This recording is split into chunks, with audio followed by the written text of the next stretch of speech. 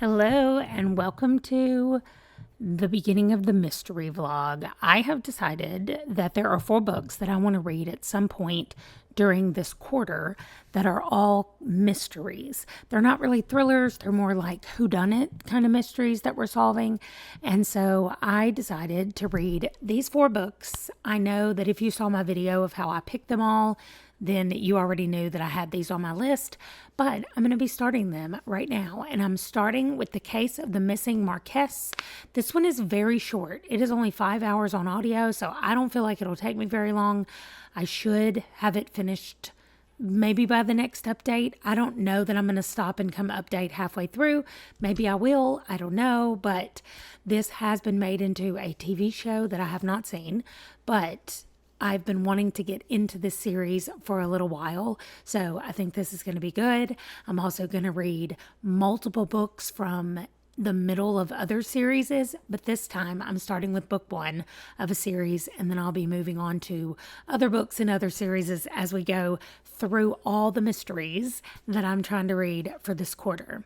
Let me know right now which one of these 4 you think I'm going to like the most if you know anything about them. Now, I know that the 2 Jim Butcher books are really far along in the Dresden Files, so maybe it's unfair to say that I'm going to like one of those over the other. I don't know. But anyway, go ahead and submit your votes down below if you would like, and we'll see who's right at the end. I don't know what mine is actually. I was going to say I think mine is going to be for Dead Tired. However, the last Jim Butcher book that I read in this series was very good. So maybe they're getting very good. And so maybe it'll be one of those. But anyway, I am excited about The Missing Marquess. So I'm going to go read that one and I will check in with you later. Okay, I know I said I thought I was going to finish Enola Holmes before I checked in again, but I didn't. I got about halfway. I think I'm about halfway through. And like I said, it's only 5 hours on audio, but I am trying to go to bed earlier. So I went upstairs last night to lay down and I got an hour and a half, two and a half hours in. I didn't listen to 2.5 hours. I probably listened for an hour and a half. Django's going to join me for the rest of the discussion. Anyway, so I kind of knew that the detective was called Enola Holmes. I didn't realize that she was related to Sherlock in any way. So now I think it's great that I now have 2 series that have something to do with Sherlock Holmes in some kind of way. But anyway, in this series, Sherlock is a real person. He is just her way older brother, and she hasn't actually seen him for like 10 years. And they have another brother who's older than both of them. And so anyway, their mom is missing, and she's trying to solve the crime. Not crime. She's just trying to figure out where her mom went. And so her mom sent her, or has left her, a message that she's found so far. She had to decipher it. Anyway, so, and her brothers are appalled at the way she's been raised, with absolutely no, like, she didn't have a governess. She didn't do any kind of schooling that they think she should have done. So anyway, it's really funny. To me, I just think it's funny. This girl, by the way, Enola, spelled backwards, is alone. We find that out. She mentions that in the very first, paragraph of the book. So anyway, that's how that's going. I'm enjoying it a lot right now. I just like the I'm going to say humor, but it's more of like her whimsical, naive attitude makes things funnier than they probably would be otherwise. So anyway, I like it so far. So I'm going to continue to read that, and then I will check back in with you probably when I've finished, and we'll see what I think overall about how it's going. I like this mystery so far because it is an actual, use your brain mystery to try to decipher things and look for clues and all that stuff. So I'll be back later.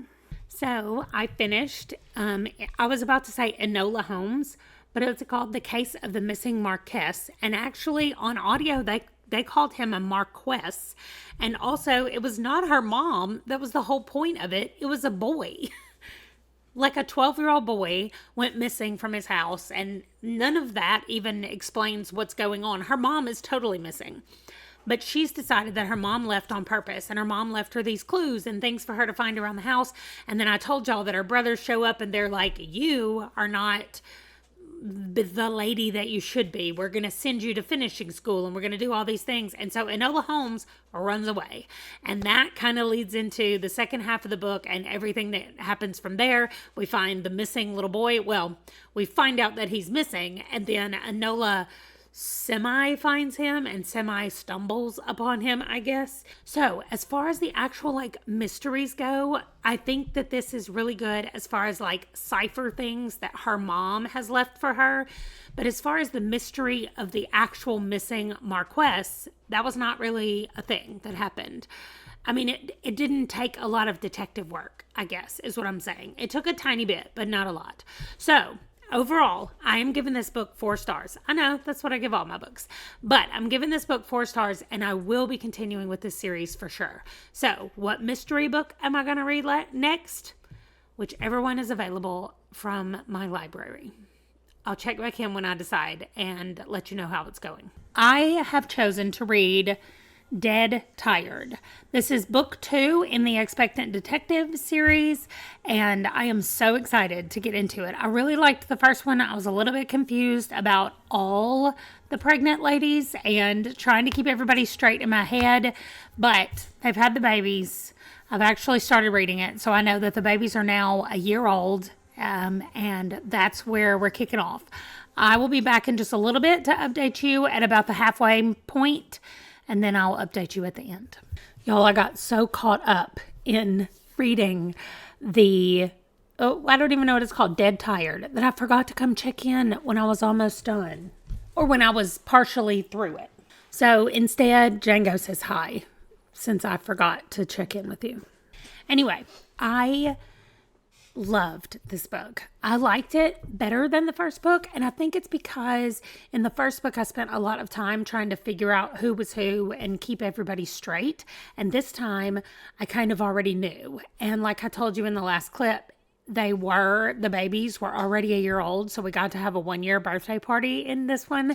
There was just a lot of stuff in here that I really liked, and so I am definitely going to put it on my list. However, I am caught up with this series, but I'm going to put it on my list to go, and I'm giving it 4.5 stars. So the last 2 mystery books for Q4 are both Dresden File books. So I have White Knight up next. I mean, I know that's the one I'm reading next because the other one is next in the series, and I'm not going to read it before I read White Knight. So White Knight up next. Okay, maybe I'm not as good at this as I thought I would be at remembering to come check in, but some things have happened. Okay, number 1, I finished White Knight, and when I got 95% of the way through, I mean, y'all heard the very last thing I said was, I'm starting with White Knight because that's the one that comes next, and I'm of course not reading Proven Guilty because that comes after. No, it didn't.